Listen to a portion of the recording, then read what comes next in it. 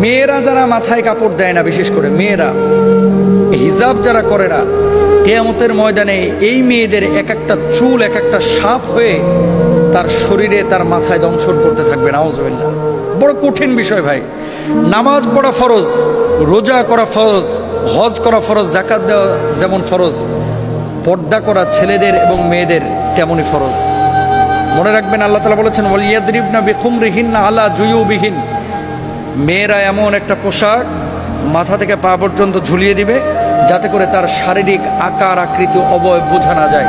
আজকে সামান্য একটু ফ্যাশন করার জন্য, নিজেকে জাহের করার জন্য, প্রেজেন্ট করার জন্য, মানুষের সামনে আমার সিল্কি চুলগুলোকে প্রকাশ করার জন্য আজকে আপনি যে পর্দার খেলাফ কাজটা করতেছেন, এই সিল্কি চুলগুলোই কিয়ামতের ময়দানে এক একটা ওই রাসেল ভাইপারের মতো আক্রমণাত্মক হয়ে যাবে।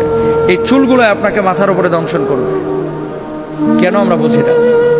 ছেলেরা এবং মেয়েরা দুপক্ষকে পর্দা করতে হবে, চোখটাকে অবনমিত রাখতে হবে। মেয়েদের পর্দা তো পুরো শরীর, আর ছেলেদের পর্দা হচ্ছে নাভি থেকে নিয়ে হাঁটু পর্যন্ত।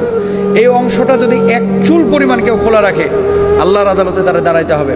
তো মেয়েরা মুখমণ্ডল, হাতের তালু, পায়ের পাতা এগুলো বাড়ির মধ্যে খোলা রাখতে পারে, আর বাইরে চেষ্টা করবে পুরো হিজাব মেনটেন করে তার সৌন্দর্য যাতে করে প্রদর্শন না হয়।